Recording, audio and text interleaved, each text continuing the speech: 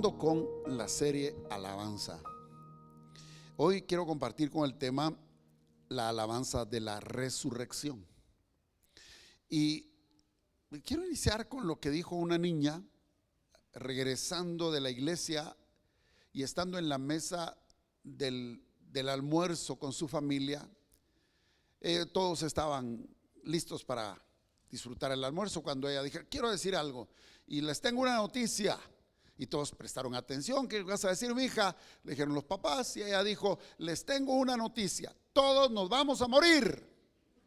Y todo el mundo se quedó así frío y se quedó admirado. ¿Pero cómo así? Le digo: sí, todos nos vamos a morir, pero lo mejor de todo es que vamos a resucitar. Es que no nos vamos a quedar ahí, porque el mismo que levantó a Cristo nos va a levantar a nosotros también. Esa enseñanza se la había llevado de la escuela dominical, en lo que había aprendido en su clase de Biblia.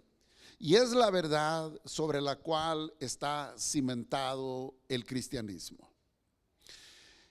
Un autor desconocido, encontré este poema que dice: la piedra se ha movido, la tumba vacía está. Cristo ha resucitado, la muerte vencida ya. Luz de la mañana, esperanza en la cruz. Aleluya, ha vuelto el Salvador Jesús. Vive en la gloria nuestro eterno Rey. Reina por siempre, fuente de nuestra fe. Como le digo, esta creencia que nosotros tenemos acerca de la resurrección es la base de nuestra fe, la base del cristianismo. Todo lo demás es importante creerlo, pero si Cristo no hubiera resucitado, en vano sería todo lo demás que creemos. Si nosotros creemos en todo lo demás que ha hecho Dios, en todo lo demás que podemos hacer, pero no tenemos firmemente y no tenemos con claridad lo que significa la resurrección, nuestra fe no está segura. Jesús resucitó y a través de su resurrección Él demostró que todo lo que a Él había predicado en vida era cierto y que lo que Él había dicho entonces se cumplió. Porque Él dijo: me voy a levantar al tercer día, voy a levantar este templo en 3 días. Los que no entendieron creyeron que iba a derribar el templo, y por eso fue que lo acusaron, y por eso fue que lo llevaron. Una de las razones por las cuales le llevaron a la cruz del Calvario. El viernes por la tarde, a las 3 de la tarde, Él expiró y todo se cubrió de tinieblas, y el infierno pensó que había vencido y bajó hasta las partes más bajas de la tierra.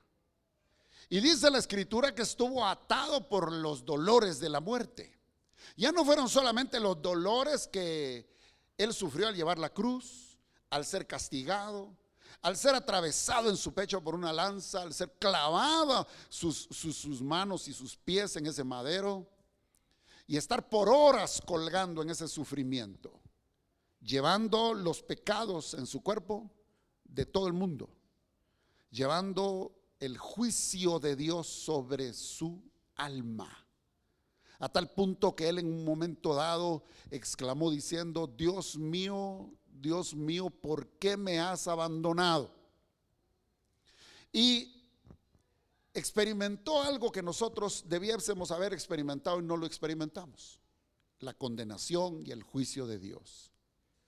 Pero Dios Padre, Dios en los cielos, con una mano estaba castigándole, estaba enjuiciándole, haciéndole caer sobre él el puño del castigo del pecado de la humanidad, pero con la otra mano de Padre estaba recogiéndolo.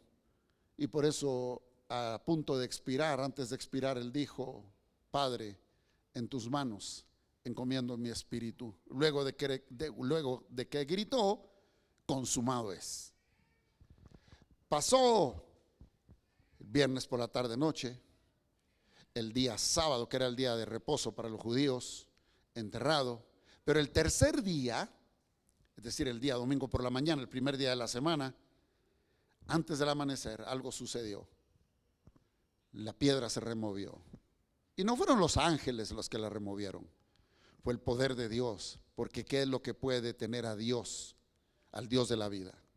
Sueltos los dolores de la muerte, Él se levantó, venció a la muerte, venció al que tenía el poder sobre la humanidad, y en ese momento rompió las ligaduras que tenían esclavizada a todas las generaciones, y Él salió resucitado. Por eso que cuando llegaron los discípulos, llegaron aquellas mujeres, no lo encontraron, y los ángeles les dijeron: ¿por qué buscan entre los muertos al que vive? Porque Cristo está vivo.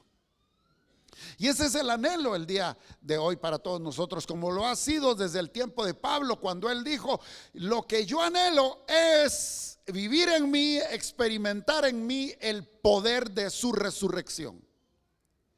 Porque experimentar uno el poder de su resurrección es la vida. Y la resurrección de Cristo estaba profetizada. En muchos pasajes del Antiguo Testamento se advierte que Jesús, que el Mesías, no se iba a quedar en la tumba, sino que habría de levantarse para dar testimonio de que todo lo que había predicado es cierto, y que como él había prometido, lo cumplió al levantarse. El Salmo 16, si fuera tan gentil de ir conmigo al Salmo 16. Todos los niños y jóvenes que están conmigo, los prejus que hoy están oyendo esta conferencia, digan conmigo: el Mesías. A ver, niños, quiero escucharlos. Niños, digan conmigo: el Mesías resucitó. Muy bien. ¿Alguno de los niños me puede decir qué significa resucitar? Y le doy un regalo. A ver, allá atrás tengo una mano levantada. ¿Qué significa resucitar, mija? Dígame, ¿qué es?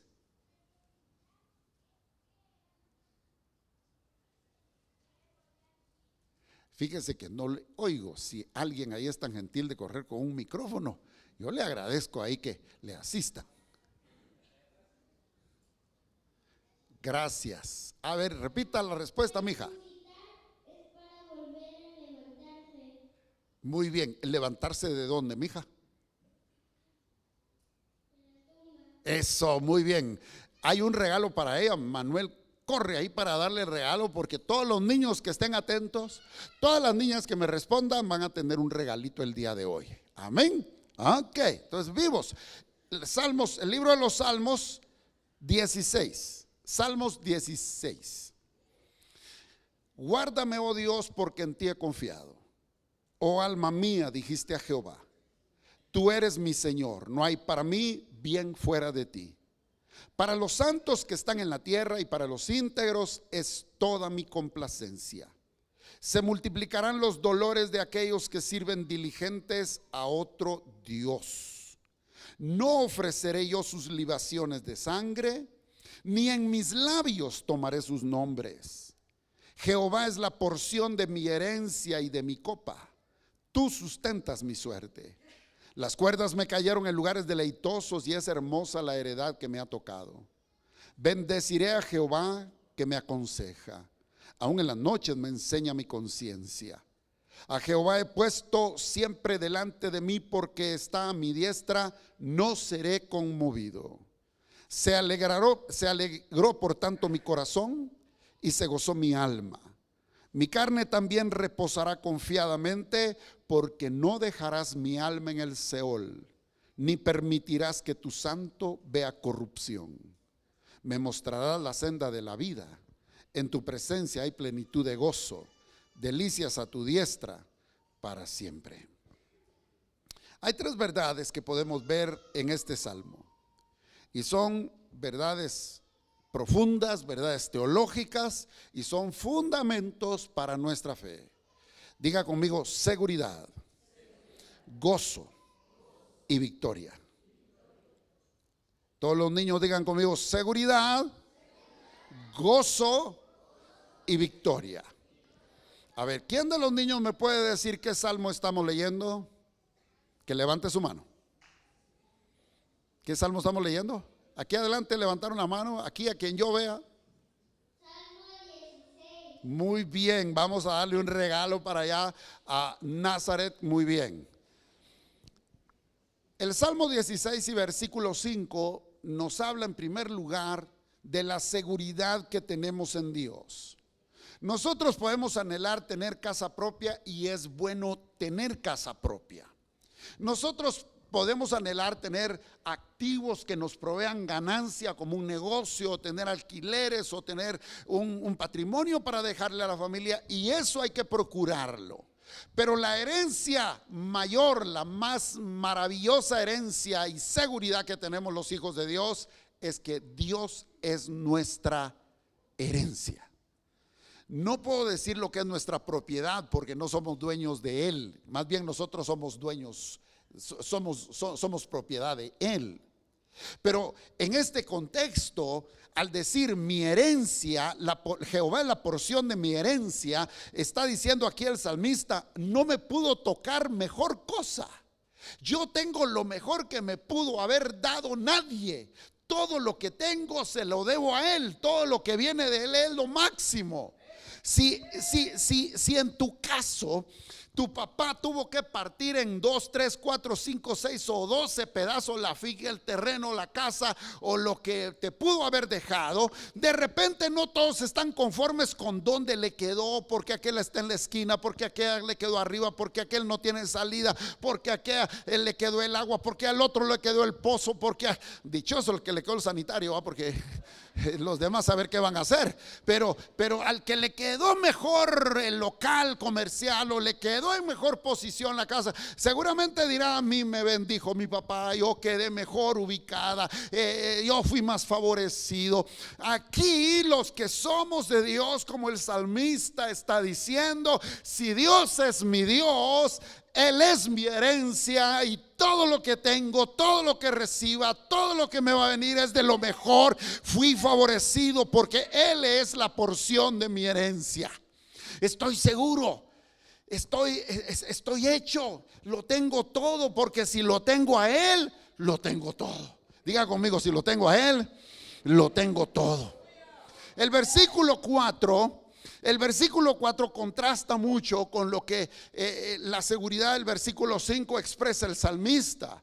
Porque mientras los que adoran al Dios verdadero se sienten seguros, tienen herencia en Él, están más favorecidos, al contrario, los del versículo 4 van de mal en peor y terminan mal, porque dice: se multiplicarán los dolores. Diga conmigo: dolores. Y no pocos, sino muchísimos, porque se multiplican los dolores de aquellos que sirven, ¿qué dice? Diligentes a otro Dios. Es increíble cómo la gente se dedica, invierte, y ahí si no critican, ¿verdad? Todo lo que ponen, colocan en tiempo, esfuerzo y dinero ante cosas que no son Dios, ante cosas que son de este mundo, y a Dios no le honran. A eso dice el versículo 4 que les vendrá dolor multiplicadamente. Los dolores que quebrantan a esos que honran a otros dioses. Pero en el versículo 4 también manifiesta la determinación del salmista. En contraste con esos que se esfuerzan en honrar a otras cosas que no son dioses y que dedican tiempo y que dedican esfuerzo, pero ni siquiera me pasa por la mente, y mucho menos van a hablar mis labios de alguien que no sea Dios. Dice: no ofreceré yo sus libaciones de sangre, ni en mis labios tomaré sus nombres. ¿Por qué? Porque si tengo a Dios, lo tengo todo. No necesito nada más. Lo tengo a Él, lo tengo todo. Y es ahí donde yo expliqué hace 8 días que una de las primeras vías por donde viene el enemigo a atacar, a desanimar, a desalentar al creyente, es en su alabanza. Porque si él logra capturar nuestra alabanza, termina con todo lo demás. Si él desenfoca nuestra clara visión de Dios, de quién es nuestro Padre, que Él es nuestro todo, entonces entra la duda. La enfermedad te va a matar. Eres pobre, no tienes derecho a nada, nadie te quiere, no vas a lograr tanto. ¿Quién sabe si Dios te ama? Saber si es verdadero lo que dicen en la iglesia. ¿Quién sabe si verdaderamente te vas a salvar? Cuando nosotros tenemos a Dios en nuestro corazón y cuando nos dedicamos a Él para adorarlo, no debe pasar por nuestra mente ni en nuestros labios debe brotar algo que sea dar honra a otra cosa sino a Dios. Si algo tenemos, si algo somos, si algo valemos, se lo debemos todo al Señor. Todo se lo debo a Él. No le voy a ofrecer nada a nadie que no sea Dios. No le voy a ofrecer nada a nada que no sea Dios, sino solo a Dios, el que merece la honra, la gloria y el honor. Amén. Diga conmigo: seguridad. Solamente puede estar seguro aquel que confía y que conoce a su Dios. Y solamente puede estar bien seguro ante las tentaciones y ante los ataques del ambiente aquel que alaba abiertamente al Señor y no se deja llevar por otras cosas. Diga conmigo: seguridad. Número 2, la otra verdad que aprendemos en este salmo, el Salmo 16, es la felicidad, el gozo.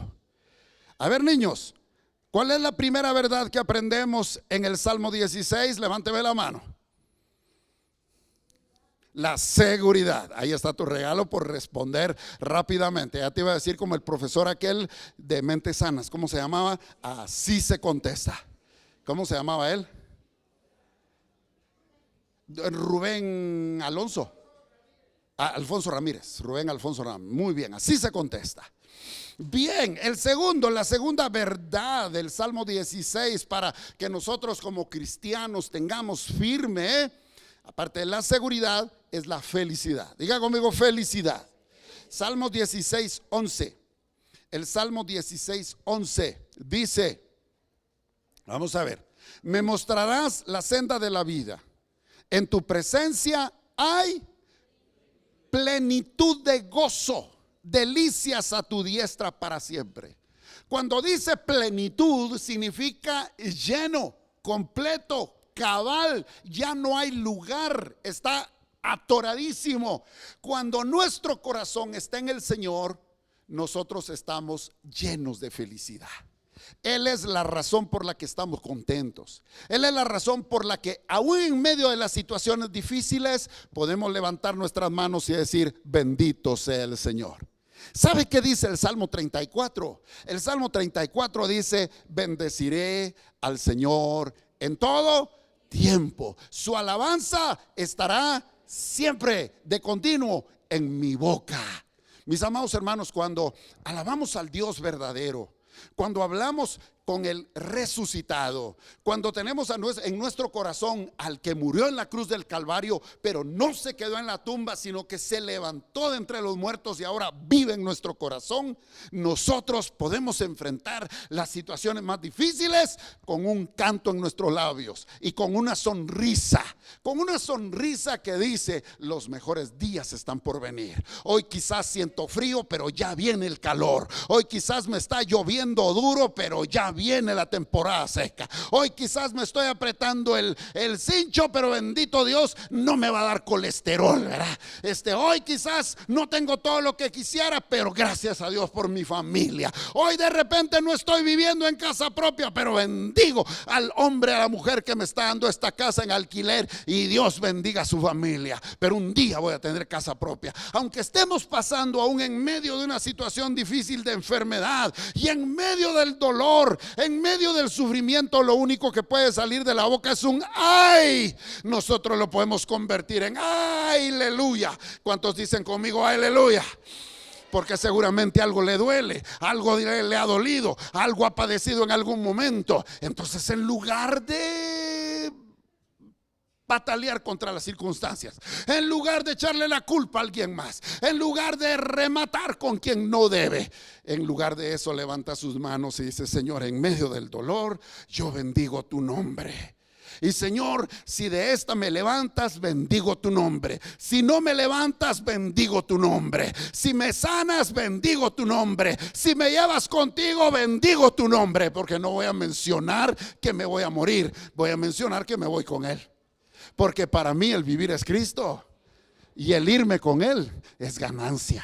Ya no diga si usted tiene un dolor y aunque los médicos le han dicho que es lo peor o puede ser lo peor, usted no diga que se va a morir. Usted diga: yo me voy a sanar en el nombre de Cristo, y si no, pues voy a estar en su presencia para adorarle por la eternidad. De todas maneras, Dios no falla. Dios no falla. Si Él venció a la muerte, yo ya soy más que vencedor en Cristo Jesús, el Señor que me amó. Porque los cristianos, cuando dejamos este cuerpo para ir a la presencia del Señor, no nos morimos, entramos a la vida eterna. Los que no tienen esperanza lloran pensando que se van a morir.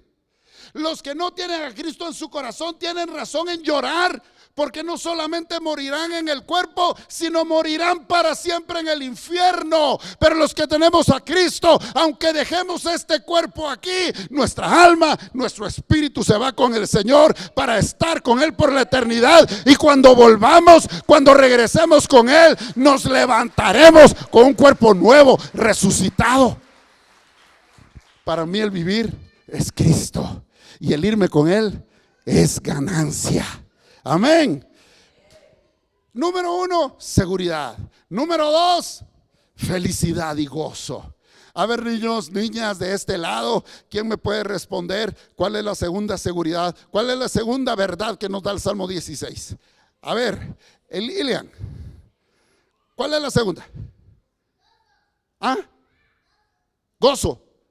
Muy bien, démosle un aplauso ahí a Elian. No le entendí mucho, pero yo le traduzco como que es gozo. Es que él habla en inglés. Entonces, muy bien, excelente. Bueno, que estén preparadas las de la tienda, porque los niños van a salir corriendo a pedir refacción. Ahí van a ver, ¿verdad? Como hoy no hubo clase, entonces aquí un tentempié les estoy dando yo. Número 3, victoria.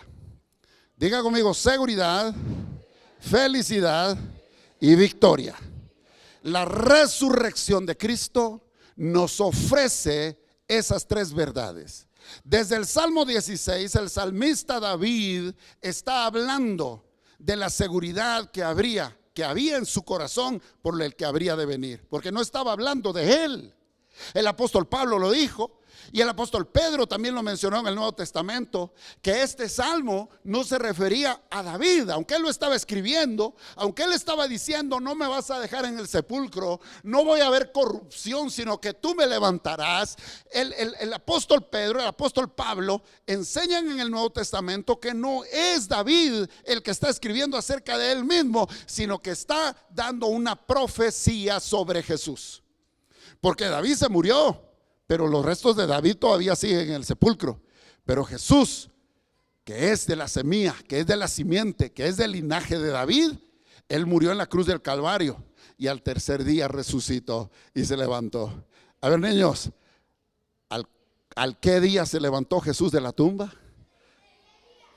Rafita, al tercer día. Muy bien, un regalo aquí para Rafa. Así se quita el frío, lo veo temblando ahí del agua del bautizo, pero ahí con ese dulce entra en calor. Muy bien, Rafita.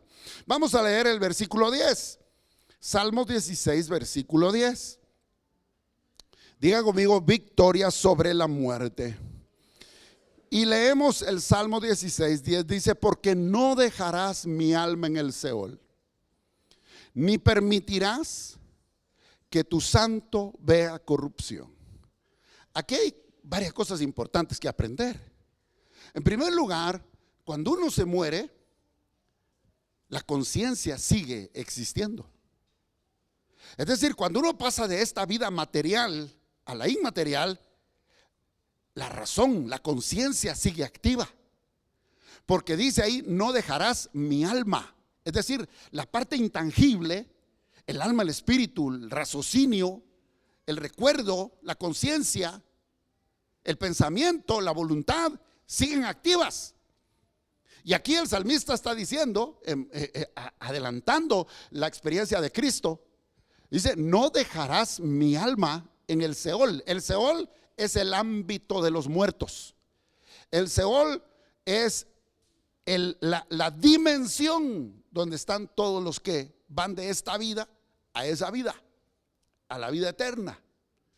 Y dice: no dejarás mi alma en el Seol, ni permitirás que tu santo vea corrupción. Hablando de su cuerpo físico, no se iba a corromper, no se iba a podrir, no se iba a destruir su cuerpo, no iba a pasar el proceso normal y natural de todo ser humano, porque Al tercer día se levantó. Ni siquiera agarró mal olor. El Señor se levantó con un cuerpo nuevo, con un cuerpo resucitado, con un cuerpo glorificado, con condiciones distintas, que era un cuerpo espiritual que se podía tocar. Porque uno de sus discípulos, que no muy creía, le dijo: ven, mete tu mano aquí donde están los agujeros. Y él lo tocó. O sea, era físico, pero al mismo tiempo era una condición física y espiritual a la vez, porque traspasaba paredes. De pronto aparecía en la sala donde se encontraban los discípulos, o de pronto salía y la puerta estaba cerrada, atravesada los muros. La condición en el cuerpo en el que se levantó Jesús después de esos 3 días de estar en la tumba fue un cuerpo glorificado, como el que nosotros vamos a recibir. Este cuerpo que se desgasta, este cuerpo que se envejece, este cuerpo que se enferma, este cuerpo que está sujeto a las condiciones de esta naturaleza, un día nos levantaremos y un día estaremos, mira hermano, siempre jóvenes. Hermanas, siempre jóvenes, siempre lozanos, sin enfermedad, sin muerte, estaremos con el Señor. Esto es algo extraordinario, ¿no le parece? Y además de eso, veamos nuevamente: no dejarás a tu santo en el Seol, ni permitirás que vea corrupción. Nuestro Señor Jesucristo ciertamente descendió hasta las partes más bajas de la tierra, bajó en espíritu, bajó con su alma. ¿Y por qué fue que bajó? ¿Para pagar algo? No, porque Él todo lo había pagado en la cruz del Calvario, pero lo que había pagado no fueron sus propios pecados, fueron los pecados del mundo, los suyos y los míos. Y al morir y bajar a esa dimensión de los muertos, tanto de los que habían muerto con fe como los que habían muerto sin creer, estos muertos sin creer habrían de ir al infierno. Estos muertos que creyeron, que murieron creyendo, estaban en el seno de Abraham y habrían de salir a la presencia de Dios al paraíso. Ese ambiente, ese ámbito, esa dimensión espiritual se llama Seol. Entonces Jesús tenía que bajar para testificar y para verificar y confirmarles a todos aquellos que habían creído que aquel que habían en ellos creído estaba a punto de resucitar y que era cierto lo que habían creído. Por lo tanto, al levantarse Él, los levantó juntamente con Él hasta el cielo. Y también a los otros que estaban en el Seol oyeron a Cristo, no creyeron a las profecías, al que había de venir, murieron en sus pecados y en sus delitos, y les demostró también que lo que la Biblia decía, lo que las profecías les anunciaban era cierto, y que por eso mismo ellos eran condenados. Y ellos sí se quedaron para quedar en el infierno por la eternidad. Número 1, seguridad. Número 2, felicidad. Número 3, la resurrección me habla de victoria. Victoria sobre el pecado en la cruz del Calvario. Victoria sobre la muerte en la resurrección. Por eso, nosotros no solamente debemos creer en el Salvador que murió en la cruz del Calvario por nuestros pecados y así ser hijos de Dios. Debemos también creer en el Señor que resucitó para que su poder se convierta en nosotros una vida de testimonio, una vida de victoria. Diga conmigo: seguridad, felicidad. ¿Cuál es la tercera, niños? Victoria. A ver, ¿quién dijo victoria? Que levante la mano. 1, 2, 3, 4, 5. Levanten la mano y manténganla así, que a los que tienen la mano levantada, los niños, les vamos a dar su regalo. Se ponen las pilas los servidores, porque todos los que tienen la mano levantada, los niños, tienen merecido ahí su regalo porque respondieron. Si es cuento, no lo reciba, ¿verdad? Si respondió, ese Juan Carlos es vivo. Saber ni a qué niño le quitó su pastel. Qué bárbaro, Juan Carlos, no seas así, vos es para los niños, hombre. No, está bien. Dice que de los que son como los niños es el reino de los cielos. Está bien. Déjeme enseñarle rápidamente otra verdad importante en la resurrección. Porque lo que creemos en la resurrección, es base de nuestra fe cristiana. Allá atrás también hay niños para repartirles, mis hermanos. Pidan ayuda ahí. Pidan ayuda, Manuel. Hay más manos. Rápidamente. ¿Habrán algunos servidores que se acerquen aquí a Manuel para que le ayuden? Por favor, gracias. Hasta allá atrás hay manos de niños y niñas levantadas. Allá van a pasar, ya van a ver. Bien, hay otra verdad importante en la resurrección. ¿Quién participó activamente en la resurrección? El Padre, el Hijo y el Espíritu Santo. Dios es uno, pero en esa divinidad, en esa esencia divina, subsisten tres personas: el Padre, el Hijo y el Espíritu Santo. Romanos capítulo 8, versículo 11 nos da una base sobre la que la teología cristiana, en este como en otros pasajes, se fundamenta para enseñar que el Espíritu Santo tuvo una participación activa en la resurrección. Dice: y si el Espíritu de aquel que levantó a los muertos a Jesús mora en vosotros, el que levantó de los muertos a Jesús, dice, vivificará también vuestros cuerpos mortales. Nosotros tenemos a Jesucristo en nuestro corazón como Señor y Salvador. ¿Cuántos dicen amén? Es un decir, porque realmente quien está en nuestro corazón es el Espíritu Santo, ¿verdad? Cristo está a la diestra del Padre, pero por amor y por convicción nosotros decimos que Cristo está en nuestro corazón. Pero el que habita realmente en nuestro ser es el Espíritu Santo. Ese Espíritu maravilloso, la segunda persona de la Trinidad, que levantó a Jesús de la tumba, que levantó a los muertos por su poder, está en nosotros. Y dígame, si a Jesús le devolvió la vida, ¿cómo no nos podrá devolver la vida también a nosotros? Levante su mano derecha, póngala sobre su pecho y diga: aquí está el Espíritu Santo. Aquí está. Aquí está el poder de Dios. Número 2, busque por favor Hechos 2:24. Hechos 2:24. Lee conmigo en voz alta. Niños, leen conmigo en voz alta. Dice: al cual Dios levantó sueltos los dolores de la muerte, por cuanto era imposible que fuese retenido por ella. ¿Quién levantó de la muerte a Jesús? Vayamos al principio de ese versículo 24. ¿Quién levantó a Jesús de los muertos?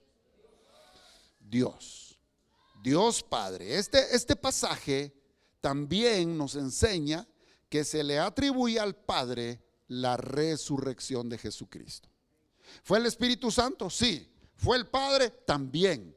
Ahora veamos Juan 17, Juan capítulo 10, versos 17 y 18. ¿Quieren leer conmigo? Dice: por eso ama el Padre, porque yo pongo mi vida para volverla a tomar.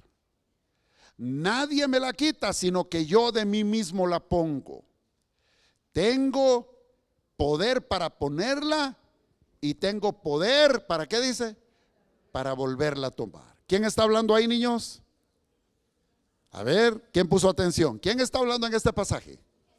Jesús. Excelente, ¿no? Jesús está hablando que ama al Padre, pero que aquí nos enseña que Él, que puso voluntariamente su vida en la cruz del Calvario y estuvo dispuesto a morir, a que lo mataran por castigo de los pecados del mundo, también tenía el poder para volver a tomar la vida. Esto nos enseña que por la autoridad propia de Jesús, Él se levantó de los muertos. ¿Qué niño se puede poner de pie y decirme: pastor, ¿quién participó en la resurrección? Es A ver, ¿qué niño se puede poner de pie y decirme quiénes participaron en la resurrección? Dígame. El Padre, el Hijo y el Espíritu Santo. Muy bien, un aplauso ahí. Excelente. Y terminemos con esta verdad. La verdad de la resurrección. ¿Qué nos enseña la resurrección? Es que el poder de Dios está sobre la muerte. El poder de Dios vence la muerte. Es la garantía de que el mismo poder que resucitó a Cristo de la tumba, ese mismo poder me fortalece, me habilita para vivir una vida cristiana en victoria, y que un día Él me va a levantar. Yo he visto personas que en medio de su sufrimiento más difícil, aún casi por expirar, no se dan por vencidos. Y aunque saben que se van a ir de este mundo, se van a ir con el Señor, están firmes en su fe. Hablábamos con el pastor Cesario hace un momento de un consiervo que a muchos les parece loco, ¿va? Necio, le dijo. Pero él tiene fe. Está bien mal, pero él dice: Él es mi Señor, Él es mi sanador, y no se quiere operar, no se quiere someter a ningún tratamiento. Por ejemplo, la familia está terrorizada con eso. Los amigos le animan para que se opere, pero él dice: no, esa es su fe. Ahora, ¿qué pasa si se muere? ¿Falló? ¿Fue necio realmente? Mire, cuando uno está en medio de una situación, solo uno sabe cómo opera la fe en su corazón. Porque aunque Él se fuera de este mundo y para el ser humano la enfermedad lo venció, su fe nunca fue vencida, porque Él estaba seguro, Él está seguro de que Él es su Señor y Salvador. El milagro más grande va a ser estar con Él. Así es que mire, cuando usted está enfrentando una situación, por grande o pequeña que parezca, alrededor pueden decir muchas cosas, pero lo más importante es la verdad que usted tenga en su corazón. ¿En quién cree? ¿En quién confía? Por su situación económica, por su situación de salud, por su matrimonio, por su trabajo, etcétera, etcétera. Si el que vive en su corazón es el mismo que levantó a Cristo de la tumba, usted puede estar seguro, usted puede ser feliz y usted puede vivir en victoria. Ya no llore. Me encantó ese coro, tenía rato de no oírlo, de voy a dejar de llorar, ¿cómo dice ese coro? No me acuerdo cómo va, pero ya no voy a llorar, ¿verdad? Ya sabes, si ustedes me agarran al aire. Los músicos tienen que tener discernimiento de espíritus conmigo, porque tienen que adivinar a qué me refiero yo. Pero cuando usted sabe quién es su Señor y Salvador, le pueden tener una pistola aquí enfrente apuntándole para quitarle la vida, y usted no se va a rajar, pues. Usted va a decir: dale, un favor me haces, voy a estar con mi Señor. Y de mi familia, tranquilos, porque si Dios está conmigo, va a estar con ellos. Pero si de repente no es algo tan serio, pero está pasando una situación de prueba, una situación en su economía, porque ahora con el alza de gasolina usted se está haciendo cuentas: no voy a llegar a fin de mes, no me va a alcanzar para la moto, la gasolina, ni para el carro, tener que agarrar bus otra vez. Gracias a Dios hay bus. Qué bueno que no vendió su cicle, y qué bueno que puede caminar, y qué bueno que tiene otras opciones para poder salir adelante. El que está en Cristo, nueva criatura es. Atrás las quejas, atrás los dolores, atrás la vergüenza, atrás la derrota, que se quede atrás, porque de aquí en adelante lo mejor está por venir, porque confiamos en el que ha resucitado. Puestos de pie, la alabanza cambia en los labios de aquellos que conocen a un Cristo vivo. Si su Cristo tiene necesidad que usted lo lleve al hombro, Cuando usted lo necesite, ¿qué irá a hacer por usted? Si su Cristo necesita que usted le eche una mano a la obra que él hizo en la cruz del Calvario, como aquellos que dicen que deben hacer una buena obra, se deben portar bien, deben saber tantos versículos de memoria, tienen que hacer un ayuno de no sé cuántos días porque así se ganan la gracia de Dios. Si usted necesita hacer eso para ganarse la gracia de Dios, entonces su Dios no es todopoderoso, porque necesita que usted haga algo por él. Cristo lo hizo todo en la cruz del Calvario, soportó todos los dolores, pero se levantó y se levantó en victoria. Por lo tanto, podemos nosotros vivir en victoria. ¿Cómo puede cantar una persona que conoce a un Cristo vivo y resucitado? Puede cantar con confianza, debe alabar con gozo y debe hacerlo con victoria. La alabanza en la boca del creyente de un Cristo resucitado es una alabanza segura. No es para ver qué pasa, no es para ver si de repente, no, es segura. La alabanza de aquel que cree en un Cristo resucitado es con gozo, es felicidad.